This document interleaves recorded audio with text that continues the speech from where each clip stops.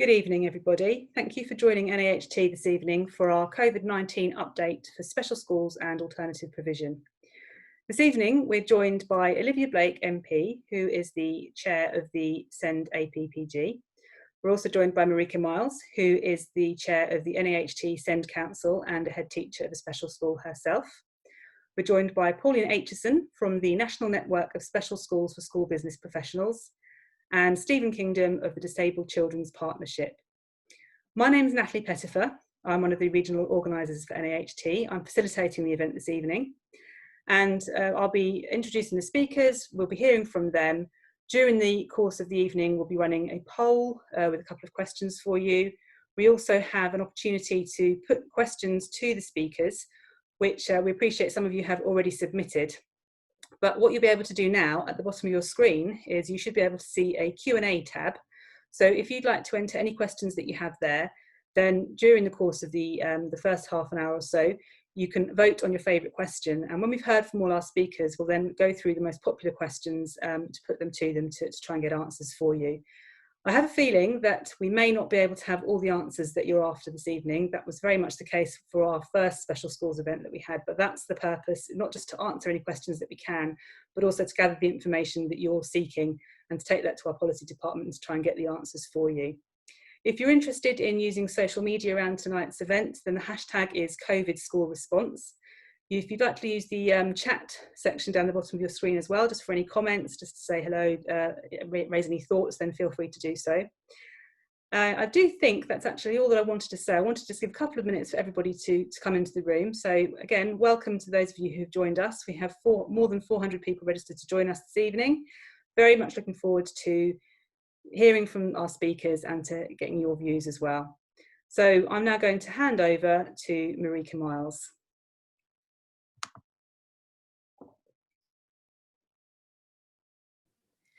Well, good evening, colleagues, and it's fantastic to see you here this evening. Wouldn't be surprised if many of you were just like me, sporting wet play hair today, which was something that I had managed to forget about during lockdown. So it's great to have the fuzz back. Just so joyful to be in schools this term, and I'm sure that you'll share that with me. Absolutely delighted to have Pauline with us here tonight, and to reflect really how our SBLs, possibly more so even than our other staff, are real heroes of the moment, and they're doing so much to help with the really painful logistics of managing to keep our schools running. And I'm not going to say reopening, because we know that we never did close, but to keep our schools going in the new world and in the new order. And they are in general places of real joy. I don't know about you, but all my students seem to have grown enormously in every way, filled out in every direction. And another real mark of our work this term has just been the patience and stoicism of parents, and overwhelmed as ever by the generosity and the way that our parents have supported us and appreciate what we've done, and gone with lots of changes and lots of things that are frightening and worrying. And it's a really salutary reminder of the absolute privilege of being a leader in special ed, that our families and our children and the parents and carers really do trust us and approach things in a partnership with us.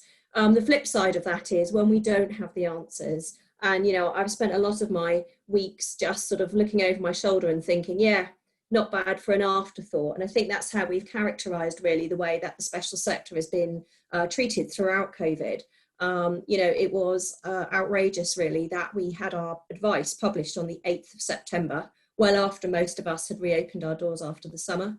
And throughout the pandemic, we have struggled with delayed advice. Paul Whiteman described it as nothing short of reprehensible that we hadn't had this advice, and it didn't reflect our well-being and our needs as school leaders to have up-to-date information. And as you know, a lot of members are very concerned about APG and the guidance around that.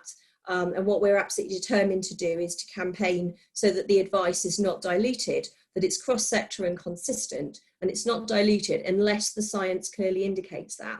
And therefore, a resourcing is put in place to enable us to follow it properly. And I know that that's a huge challenge for a lot of you at the moment. We don't have an answer for that yet around the capacity issues it creates. We also know that track and trace is causing huge problems for us, and our issues are all of our mainstream colleagues experience, but only compounded due to the specialist nature of our staff, their training and the very unique relationships that students have with them. And when there are delays to returning people who are worried about symptoms into school, that has a very immediate effect and a detrimental effect for our children and families again, and puts pressure on everybody feeling unhappy that they're not able to do the job they want, which is always the very, very best for our children. So we need to have that addressed, and we need to be thinking more like schools as hospitals and medical provisions, and that same equality of access to the testing system. We're also really concerned about exceptional costs. I know that, we're hearing that from you, and I know Pauline's going to talk an awful lot more about it. In addition to which, I am spending time writing to my local MP, and a lot of you are, about still the Year 7 catch-up premium implications. Obviously, the fact that we lost the Year 7 pupil premium on the day of the large funding announcements, and that hasn't returned, and none of our local authorities are able to tell us where that funding sits next year.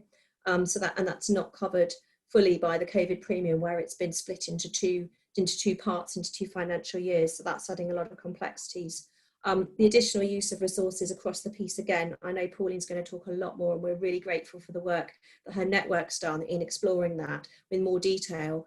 But again, we're spending huge amounts on resources to enable us to do what our children are entitled to, and what is the absolute basic, which is to provide a safe and COVID secure environment.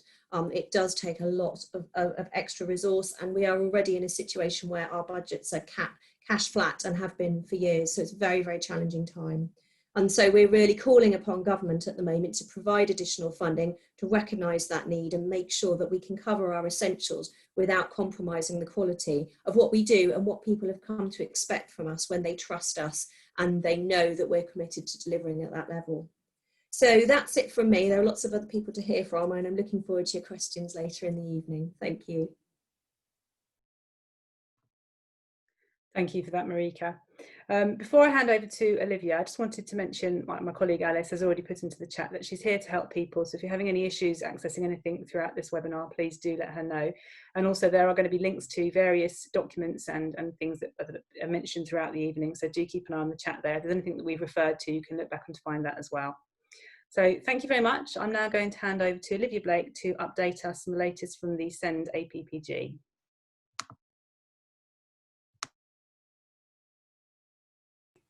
Unmuting myself before I've been allowed. Thank you so much for inviting me, and I'm really pleased to be able to join you this evening and talk a little bit about the work of the APPG. I'm Olivia Blake. I'm a fairly new MP. I got elected back in 2019, and I'm the MP for Sheffield Hallam. And I'm really privileged to be the chair for the APPG for SEND, and I think it's a really important group of us. So what an APPG basically is an all-party parliamentary group, and ours is obviously based on special educational needs, but we meet regularly and are supported by and facilitated by the NAHT. We're quite a new group, which might surprise quite a lot of you, because we have APPGs for all sorts of different topics. There's one for trees, there's one for trains, you know, all sorts of different issues that are of interest to MPs. And what they really allow you to do is come together cross-party to focus on issues that are of interest to members of Parliament. And I think that the thing about members of Parliament is we tend to be great generalists. So I'm in no way a specialist in SEND, but it is something that I'm very, very passionate about. And I know that that is the same for our other officers as well. So we're obviously from all different political persuasions, which is quite useful because we do have different views on things. And I think it's really important to talk about the fact that we can't actually take on casework like we would normally for our own constituents, but we're really a place where we can talk about and raise concerns and listen and try and do something to raise the agenda. So we're clearly not the government, we're not the Department of Education, and we have no direct power. However, we do have influence, and I think that's a really key thing to say about our work. And so far, we've already taken some action. So we've written to the Prime Minister about the impact of the A-levels and GCSEs on SEND learners. We've also co-signed letters with the National Deaf Children's Society, and we've also been raising concerns about the delay in the government's review of SEND. We're currently running a impact of COVID on transitions, and we're kind of framing this around children and young people returning to their educational settings, and young people returning to their educational settings and other settings as we kind of get out of lockdown. And we're currently running this inquiry, and the aim is to really just pull together everyone's experiences and do some research from individuals and to organisations to kind of get the picture of what it's like at the moment. I know that'll be very clear to you right now, so I really would encourage you to get involved in that. And so far we've had 2 really successful online events with hundreds of people joining our calls and through Zoom, which is obviously actually more accessible, it seems, to the SEND kind of community, actually, because I think we've had much more engagement than we would if we asked everyone to come down to London, which is how other APPGs have been functioning in the past. And we're looking at the 4 broad areas identified in the SEND code of practice in this inquiry. So we've had 1 meeting about communication and interaction, and the next 3 are going to cover off cognition and learning, social, emotional and mental health difficulties, and sensory and physical needs. You can actually watch these meetings back, and they've got a BSL interpreter if you know anyone who might be interested in seeing what was said at that meeting, the first one. And please do follow the links that are going to be in the chat. I would say that we're really keen to hear from you. We would really like people to get involved and share their stories and help us make sure that we've got the fullest kind of view of the issues. And you know, I've listened carefully to Marijke just now, and some of those issues were raised in our session earlier in the week. This will close on the 15th of November, so please do get involved. And actually, if any of you would like to speak at our next sessions, evidence sessions, and we basically have been framing them so MPs are able to ask questions as well, which has been quite a nice way of doing it, a bit more like a select committee kind of approach to this piece of work that we're doing. So please do get in touch with us, and we're more than eager to listen to you and hear from you, so we can make some recommendations to share with the Secretary of State and the Department of Education and the Select Committee for Education as well. We have got terms of reference for what we want to, the kind of scope of it, and they're all on the website as well. So all the information is on our website, and it should be quite clear what the different aspects of that are. We've also got a mailing list so you can keep up to date on the work that we're doing. Yes, that's everything from me, I think. That's great. Thank you, Olivia. It's really good to hear about the work of the APPG being a new group as well, and already the impact, you know, all the activity around it. So thank you for sharing with us. Also very pleased to say you were thinking that you're going to have to leave halfway through this evening because of another meeting, but you've been able to let them know that you're going to stay with us to the end for the questions as well. So thank you. Right, before I introduce Stephen, what I'd like to draw your attention to is the section at the bottom of your screen which says polls. We're trying to find out about changes since fuller school reopening. There are 2 questions there that I'd really like you to answer for us to help feed into our policy department.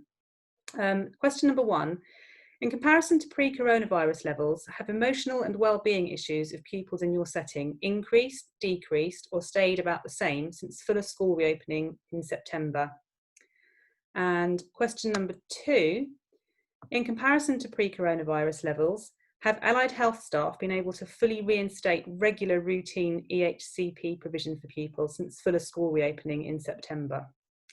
So therefore, you're great to see people already taking part. Thank you. We're going to leave them open until we've heard from Stephen and Pauline. We appear to have lost Stephen's video, so I'm hoping there's not a problem with that. Hopefully he'll come back in a moment. If not, I'll go to Pauline next. I know that Stephen wanted to talk to us about the impact of lockdown on families with disabled children. But I think what I'll do, if that's okay with you, Pauline, is I'll bring you in. Obviously, we've got you here with us, so thank you very much.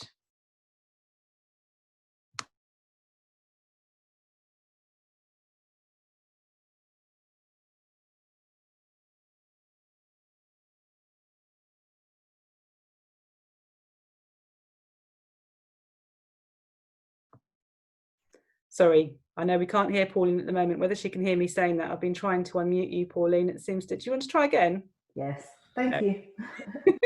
Thank you. Sorry, Stephen, Pauline next. I wasn't sure if you were with us. Do you want me to continue? Is that okay? Yeah, that's fine. Yes. So sorry, I'll start again. So good evening and thank you, Natalie. And first of all, thank you for inviting me to take part in this webinar, and lovely to meet Marijke, Olivia and Stephen. And thank you for the opportunity to speak on behalf of NnoSS, the National Network of Special Schools for School Business Professionals. As this is such a new network, I wanted to take the chance to tell you all a bit more about it, the background behind it, and the value that we hope it will bring to the sector. So I'm Pauline Aitchison and I am the network lead, and I'm also Deputy Director of Schools North East. I'm a former school business manager myself, and I've worked in education for over 20 years. Similar to Olivia, I'm definitely not a SEND expert, and I would never claim to be, but I am committed to supporting the sector, and I also feel very passionate about it, and I'm very, very happy to be taking on this role. So Schools North East is a regional network of all 1,150 schools in the North East of England, and we are a registered charity.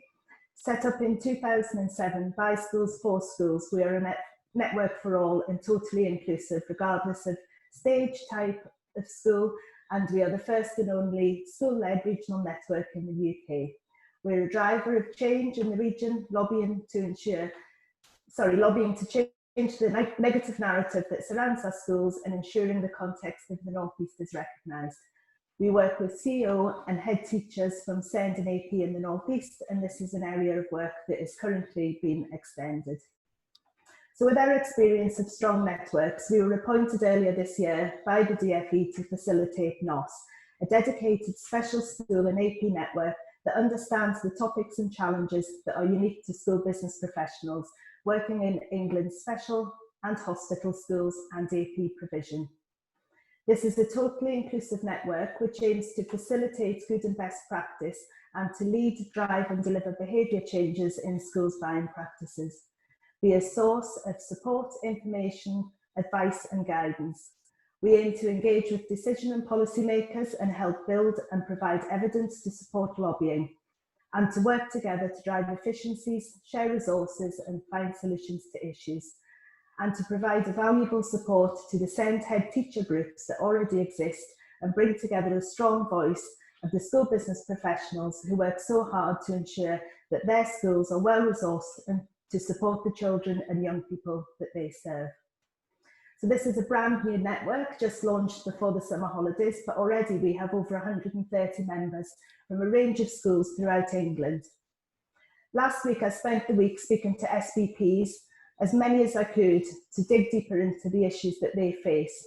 It'll come as no surprise to find that funding is the main challenge. The current issues of additional expenses around COVID cannot go unnoticed, but it's the bigger concerns around the base funding and top-up funding and inconsistencies in the way that this is distributed that are a long-term challenge. Most schools in the sector work with multiple LAs, and this brings big challenges for our SBPs.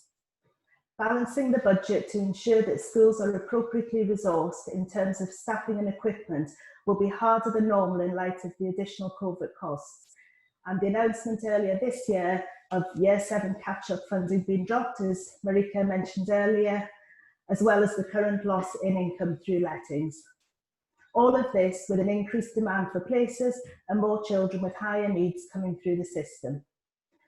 The national issues around track and trace and testing, which again has already been mentioned, are putting additional strain on the schools, and this is likely to only grow over the coming weeks and months. The effect of staffing cannot be underestimated, whether it's teaching, support or leadership, or those professionals who support the many needs of the pupils in the sector. This network is committed to supporting the call for special schools and AP to be appropriately funded and reimbursed in the current climate to ensure that they can provide the level of education and care that their young people deserve. But as well as this, there is a strong desire within the network to learn from others and look for solutions. So we are pleased to have been asked to help provide some evidence for a DfE briefing paper around the predicted additional costs in the sector being faced in relation to COVID for this financial year. A link has been posted into the chat, I think. Thank you, Alice. And I would like to invite you all to complete this to help inform the response. The more responses that we get and the greater evidence we have and the real costs that are being predicted in the sector, the greater our case will be for putting that to the people that matter. And fortunately, I can't say that that will bring additional funding, but it'll certainly feel as if we're doing something to help that. Again, as already been mentioned, advice and guidance for special schools often comes a few days at best, later than that of mainstream schools, and it is often vague and not taken into account the context of these schools. And this is not helpful for the SVPs or the heads, but through the support of the network, we hope that we can share information and resources to help with this. As also has been mentioned by Marijke, the SVPs just worked so hard during lockdown when our schools were not closed to engage with parents and stakeholders and to build those strong community links that proved to be so important. I don't want to mention the free school meals and the Edenred issues that went on, but I heard many reports of SPMs being up at 4 o'clock in the morning as they realised that that was the best time to be able to get the vouchers through for their parents, as well as working weekends and holidays to make sure that those families had what they needed. It doesn't go unnoticed and it doesn't go unappreciated, and it's something that I will continue to champion, the fantastic work that they've been doing. So that's just a bit about the network and the value that we aim to bring for the benefit of the special schools and AP.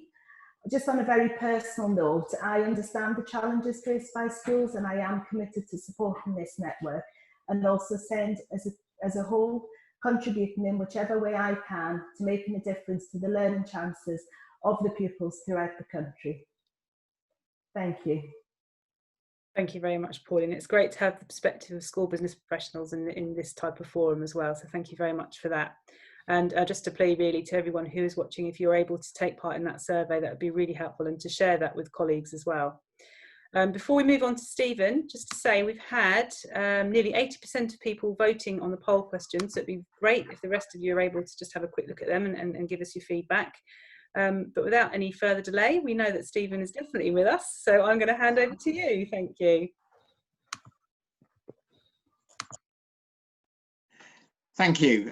Yeah, for some reason when you shared the screen, it seemed to make my camera go funny. But thank you very much, firstly, for the invite to speak today. So my name's Stephen Kingdom. I represent the Disabled Children's Partnership, and we're a coalition of, I think we may have just hit 80 organisations who campaign for better support for disabled children and their families. Our focus tends to be more on health and social care than education, but clearly you can't separate those, so it is more across the board. And what I wanted to use the opportunity tonight to do was to talk a little bit about what we learned from families about how the pandemic has impacted on them, what lockdown was like, and what lessons that gives us moving forward. So in May, we surveyed families, and we got about 4,000 or over 4,000 responses from families of disabled children. There'll be children, some of whom are in special schools, majority probably in mainstream schools, but a good cross section in terms of age, in terms of needs, to give us, I think we're pretty confident, a pretty good sample and a pretty representative sample. And that survey painted a very stark picture.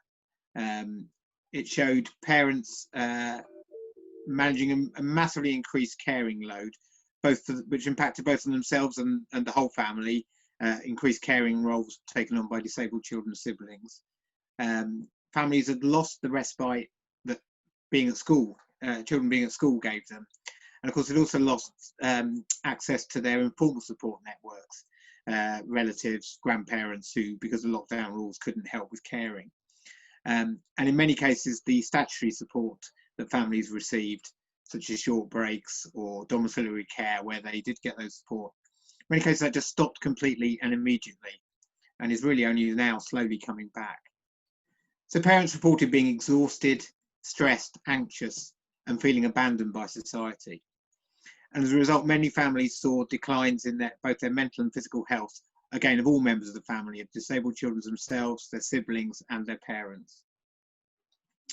Parents reported being particularly concerned about the pressure of children's behaviour and on their mental well-being, about managing homeschooling, and I think it's probably more a mainstream than a special school point, but a real concern that the offer from schools was not tailored to their children's particular special educational needs.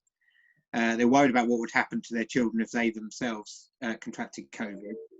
They're worried about the impact on their children's friendships, learning and communications, their mental and physical health, as I said, and they said that their emotions and behaviour had all been negatively impacted. The lockdown also increased financial pressures on families, both in terms of reduced incomes and additional costs, and 1 in 4 families said they thought they would go into debt as a result. And there were real concerns about what would happen when lockdown was eased. Would the rest of society get back to something like normal, and would they be left behind?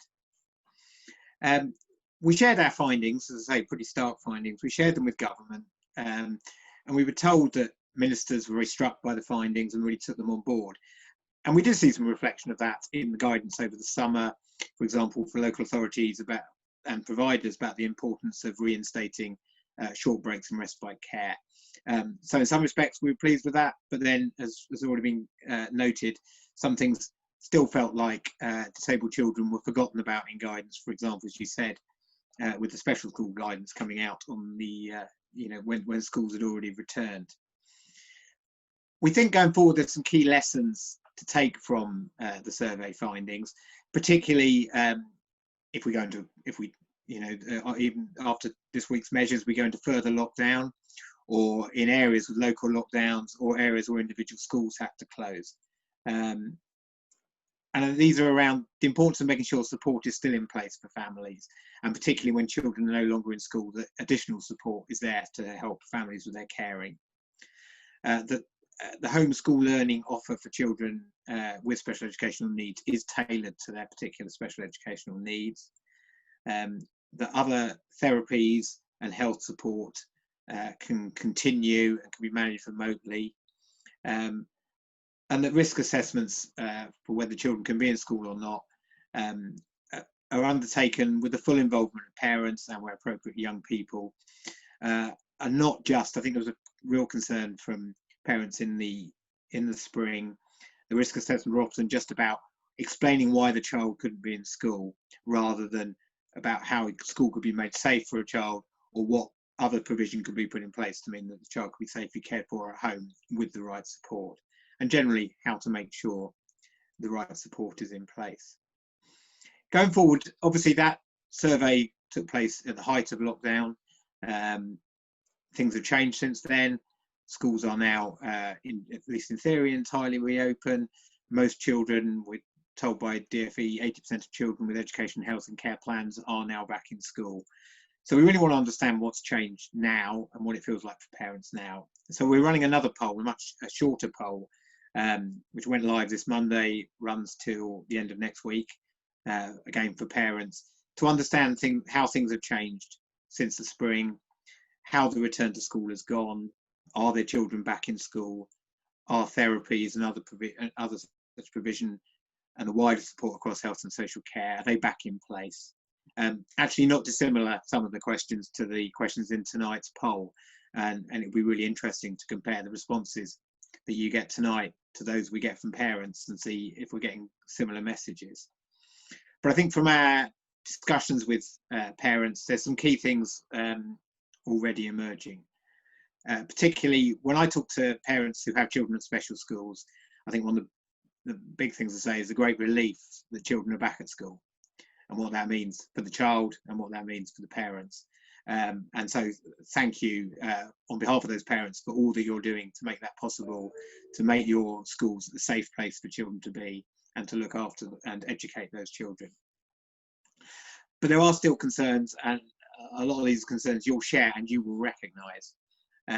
Concerns about where children can't return to school, and I know it's in the questions already, but particular concerns around aerosol generating procedures, AGPs, and the lack of clear guidance on those. Concerns around home to school transport arrangements and how safe they are, and we've seen some really terrible stories of children being taken to the wrong school, and children who can't communicate being taken to the wrong school, and things like that. But just even on a less extreme level, just concerns about different taxi drivers, children who aren't in the same bubble being put in the same taxi, and how that mixing's happening and whether that's being managed properly. And real concerns about what will happen if schools can't stay open, if members of staff who are crucial to that child being safely in school have to self-isolate, if bubbles have to self-isolate, what will parents do? Will they have the support in place? As I say, I'm sure those messages are ones that you will share and understand as well. And I know again in the questions that have come through around testing for schools, and that's something we're hearing, you know, the importance of having the right PPE, but particularly the right testing so that schools can stay open, that all members of the school community can be tested where children themselves are not able to be tested because of their particular needs.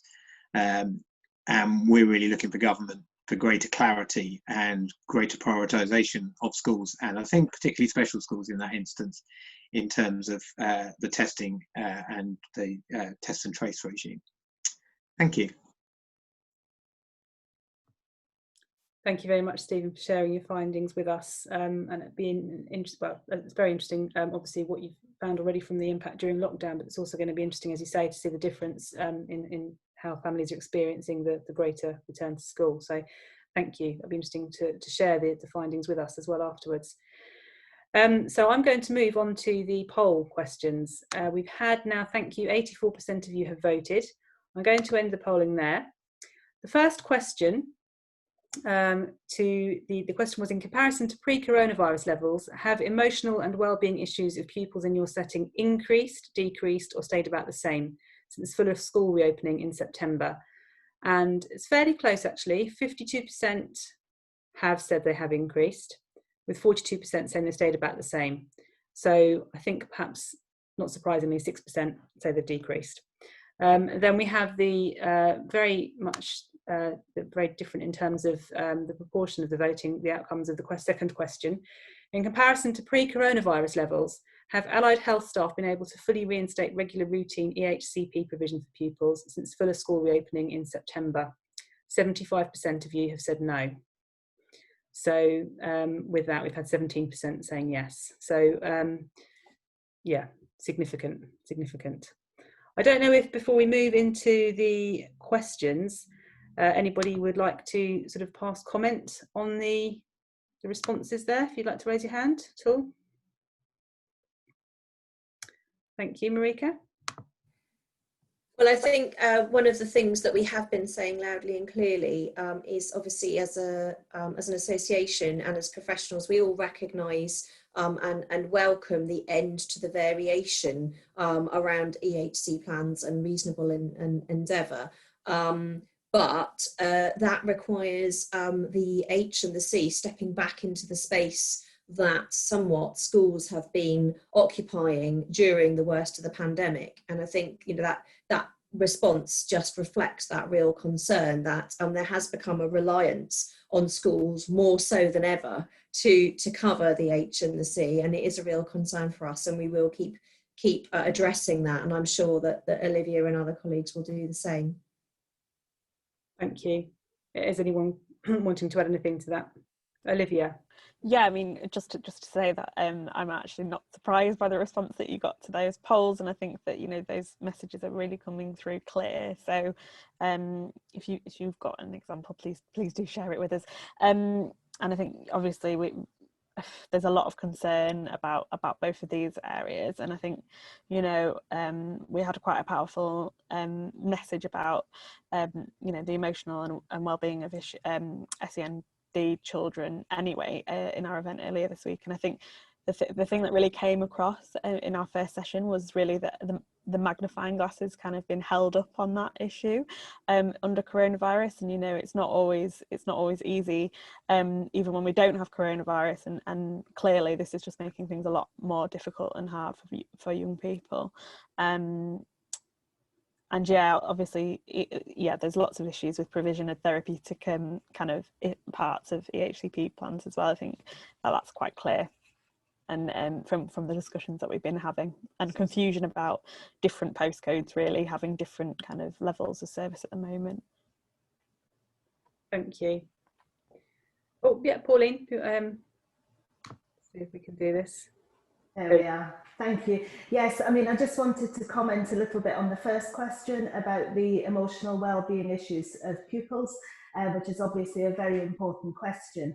But I think that the other side to that question would be the well-being of the staff and the impact that this has had on them, because I know from discussions with the SVPs, there's been quite an impact on staff anxiety, you know, not only around coming back to school, which is obviously something that they want to do, but they've got lots of other challenges as well. So for example, if they have a child that's then sent home, and how do they then manage to sort of go into school and do their job? If they live with somebody who's quite vulnerable, and sort of all of the issues around that. So obviously that is a really good question about the children, but I don't think we should forget the staff in this who are you know, committed to making sure that these children still do get educated, no matter what personal cost to themselves. Thank you very much for making that point. Obviously, very valid point, very true. Yeah, thanks, Pauline. But fortunately, we've actually got a good chunk of time left at the end. We've had 15 questions that have so far been submitted. And I would like to ask you if you're inserting in the chat comments questions, if you're able to actually put them into the Q&A, because that gives other people who are watching the opportunity to vote on their favourites, so we can move through the most popular questions. So what I'll do is I'm going to go on to the first question. Just before I do that, I just want to mention NAHT's Leading on SEND conference, which is taking place on the 3rd of December. It's an all-day virtual conference, CPD, which is open to members and non-members. So my colleague Alice will be putting a link into the chat shortly as well, just if anyone's interested in that. Right, so the first question on the list, it's had, how many people voting on it? 19 people voting on it, comes from Rachel Burstow. Does anyone on the panel understand the rationale behind the government's advice that at Tier 4 mainstream schools, that at Tier 4 mainstream schools would close, but special schools remain open? If anyone would like to indicate that they're happy to come in on that or comment. Marijke? Well, it's probably a bit dark for a broadcast, but I did say to my chair of governors, oh, well, thank goodness, at least I won't die at my desk whilst wrestling with rotors, because we never even get to that point as special schools. I can only imagine the rationale is obviously reflective of some understanding of just how important it is that special schools do keep going and keep making their provision to the very last. However, it's potentially quite blind to the vulnerability of the very children that would be in the school if the rate of infection becomes that high in the population that everything else has to close down. It is a real concern that special schools are expected to continue to operate. And I'm curious, and Ms. Stephen might be able to comment on how likely parents are to send children in if their children are literally the last children being put into effectively a public place and a place of some inevitable risk if the infection levels are so high that all other schools are completely shut down. Shall I have a go? I can't speak for parents on what their answer on that would be, but from what we've picked up on previous things, I suspect there's a real spectrum in where parents would come. Some, when we asked the question about what would it take you know, to support your children going back into school, or you know, back to normal. Some were, and this was, as I say, in the spring. Some were, there's no way my child's going back until we've got a vaccine, and some were as soon as possible. Now that was across all children with special educational needs in all settings. I think some parents would be very worried about their child going out of the home and into, you know, into somewhere else. Others would be desperate to continue to have the support that schools provide and to have that break from caring, and would be extremely concerned about their ability, isolated with their children's medical and other needs, to cope at home without the support that schools give. So I think you're probably right about the reason why special schools are kind of the last to stay open. In that reason, I suspect it is, as you've said, and I think some parents would want that, and some would not, and it will vary from the child's individual needs and the parents' individual views. Thank you, Stephen. Sorry, Olivia. Yeah. Oh, I was just going to say, I'm not going to pretend to understand the government's reasoning for any of the decisions at the moment, and I'm trying really hard to speak as a representative of the APPG here.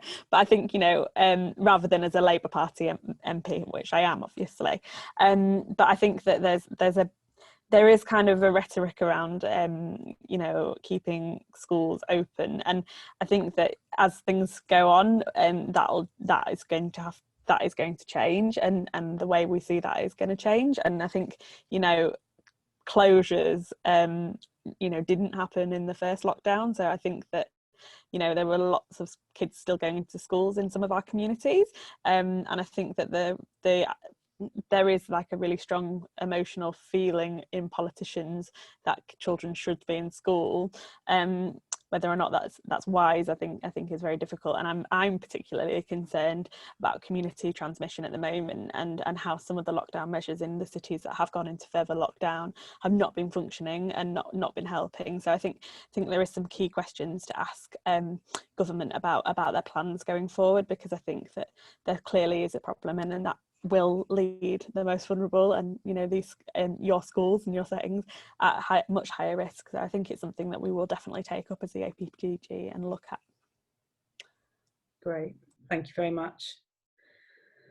Right, okay, so the second question, actually this is leapt up to the top of the list with 24 votes from Susan Campbell. With a high number of support staff within special schools, we are vulnerable to high levels of absence due to the increasing numbers of pupils from mainstream being sent home to self-isolate or await tests, who need childcare, etc. This is putting an intolerable burden on our schools, and we are at risk of frequent closure on safeguarding grounds. Have any colleagues needed to close or partially close yet? We haven't had comments on that, but I'm sure that there are people, for example, Marijke perhaps, who has heard of situations that's been the case. We've had comments coming in from Tracy Millard as well, so yes, that she's partially closed classrooms in her setting. So Marijke, if you'd like to come in, thank you. Yes, I mean, I haven't heard anecdotally, but I mean, it is a real risk. And I mean, I didn't want to sort of seem too cynical about the tier 4 situation, but I guess, you know, the other answer was it's not really going to get to that, when I would say if community transmission is at such a level, the school's unlikely to be functioning fully by that point anyway, just because of the sheer staff absences. So I mean, at the moment, this early on, we haven't got, I haven't got any anecdotal evidence of schools having to close, but I know colleagues that are very close to it. We've certainly got our sort of decision tree and our response plan about the different levels and who would need to be missing, as well as how many, and that's really the critical thing.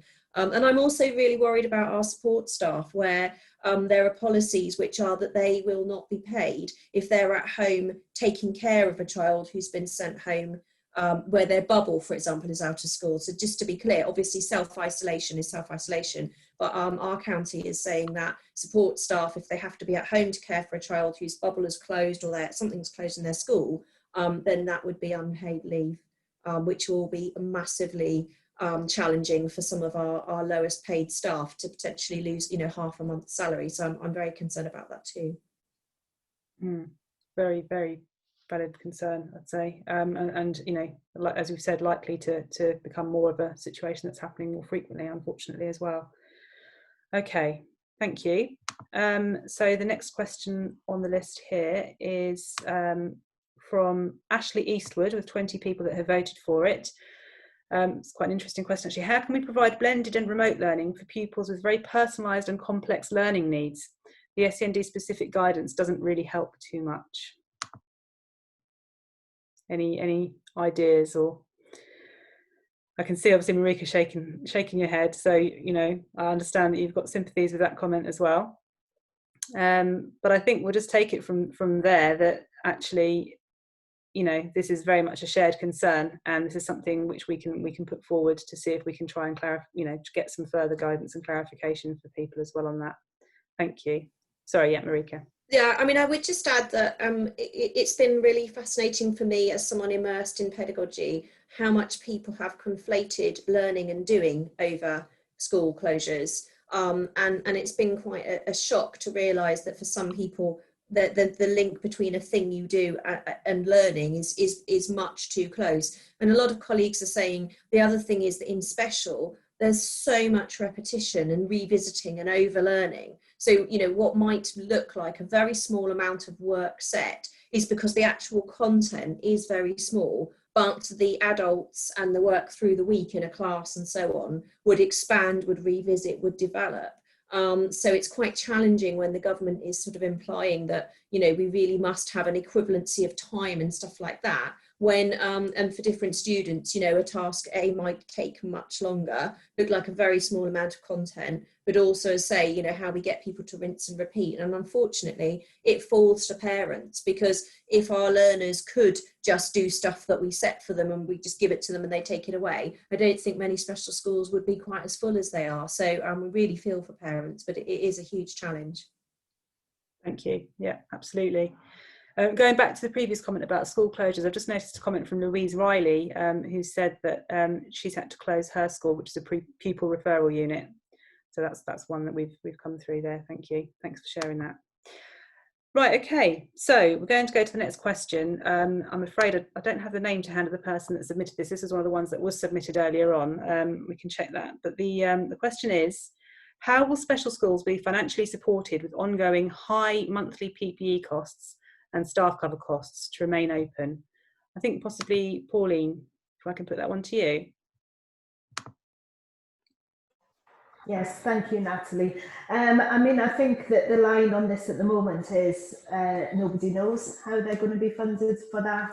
And that's the same as in mainstream schools. There was the COVID catch-up, not the COVID catch-up, the COVID expense fund. And I think schools have just started to receive payments for that. But the criteria around that was, I think you had to be in an in-year deficit to be able to get the money.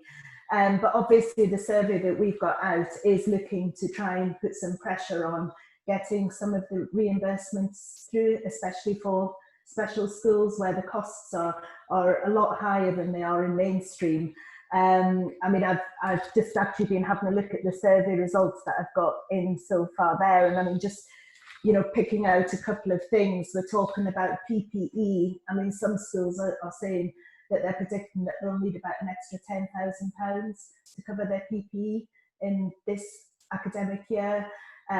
Staff costs are up to about £50,000, but obviously that changes if the schools need to open again during the holidays. And, you know, the more staff that's off, you know, the dilemma then, do you replace them with supply staff and the costs around that? So I think it's very difficult to predict what those costs are going to be, but if I could just encourage everybody to try and fill in that survey that Alice kindly shared earlier, and just really give us a good understanding of what people do predict those costs to be, and it gives us something to base our asks, if you like, on, because I think at the moment there's no clear guidance coming out of where any additional funding will come from. It is a big issue. Yeah, thanks, Pauline. Marijke.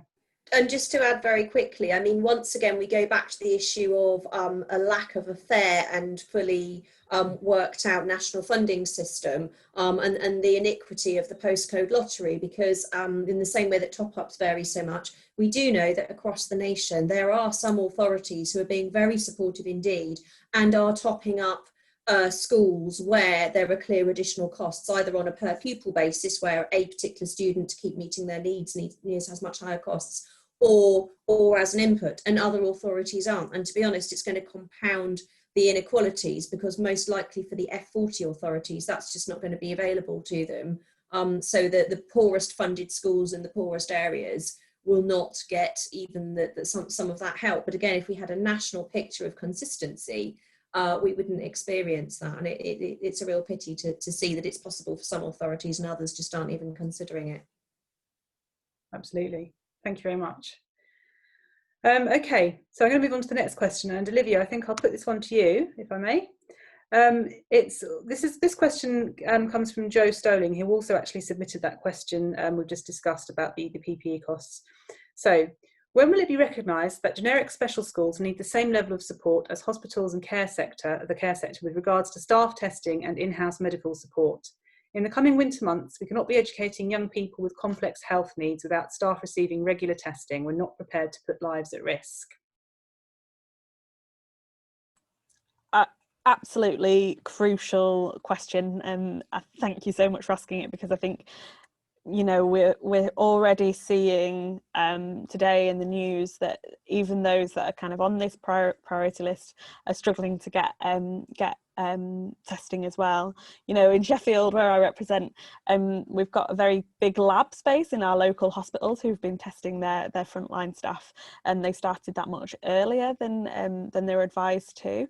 And I think that part of the problem that we're seeing is that you know, we are seeing such demand on the resources at the moment, and my background is in biomedical science, and I'm very acutely aware of the issues with the testing system at the moment, and I've been trying to get to the bottom of what exactly is going wrong, and I think the government has done a lot of promising on delivery that it hasn't been able to flex with the demand that, you know, you could argue was quite predictable. So I think that it's absolutely key that we continue to push for testing to be as available as possible. And I think you're absolutely right to be asking that question, and I think that it's definitely one that we should continue to be pushing on.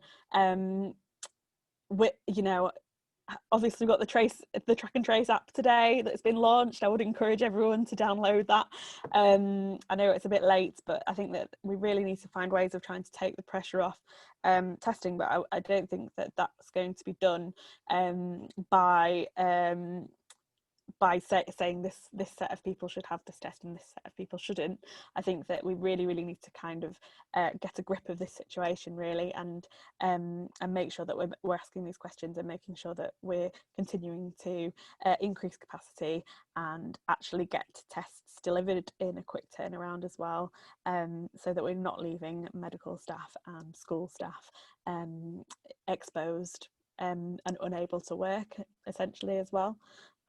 It's a very difficult situation, and I think that, you know, clearly there's massive failings that need to be exposed and kind of explored off the back of this as well. Yeah, to put it bluntly, and that was probably a bit too political, but there you go. No, thank you. Sometimes there is a need. And just to remind people as well, obviously the testing issues that are going on at the moment, they're very high up on NAHT's agenda currently, just to reassure people. So the next question also comes from Joe, actually. Special schools need a timescale as to when formal guidance will be issued nationally about pupils with AGP accessing classroom learning, not in separate rooms or at home, with particular reference to 24/7 ventilation care. When will this guidance be available? Leaving it to local area decision is leading to variance in interpretation, creating a safety issue for these learners. Anybody like to comment on that question? Stephen, thank you. I can't answer the question, but just to say that I was in a meeting earlier today with some of our organisations, and one of them had been in a discussion recently with DfE about AGPs and about the guidance. And in a way that I'm finding it's quite common with DfE when you take them a problem at the moment, they're often saying, can you give us some examples of good practice?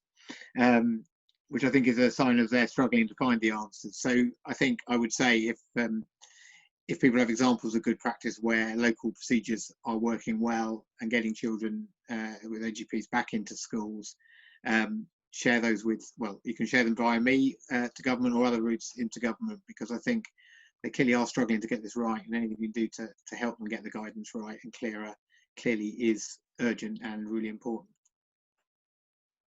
Thank you. Did anyone else want to come in on that point at all? Marijke?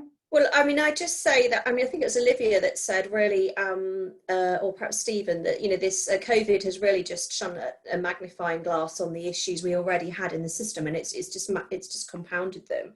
And I think this links to the comments somebody said about the PPE and issues. I know colleagues had some very, very profound issues around which sets of guidance were being interpreted. And I guess it's the hazard of being at a special school or AP. You know, people just don't know whether we're fish or fowl. And the same issue extends to things like restrictive physical intervention and seclusion, and whether it's children's home, whether it's, you know, secure provision, whether it's and really, you know, it's very distressing when the fact of the matter is that a young person is a young person wherever they are.